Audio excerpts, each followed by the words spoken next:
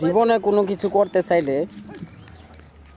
নাকি ওই যে কারোর কথাবার্তা না শুনে নাকি আগাইতে হয়। আমি কিন্তু মানুষের কথাবার্তা তো দূরের কথা, ভিডিও করতে চাইলে লজ্জা পাই, এর জন্য ভিডিও করতে পারি না। সমস্যা হইলো ওইটা। ধৈর্যশীলের জন্য নাকি আল্লাহ বড় একটা কোনো কিছু রাইখা দেয়, কিন্তু আমি তো মানুষের জন্য ভিডিও করতে পারতেছি না। সমস্যা হইলো ওইটা, কিন্তু আমি মনিটাইজেশন হতে পাইলাম না। সবাই অলরেডি পাইয়া ফেলছে, আমি তো পাইছি না এখনো।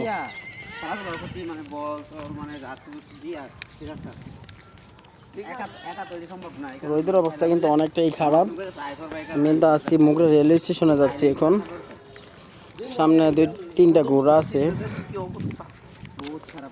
আর এই 2 নায়ক আছে সিগারেট খাইতেছে।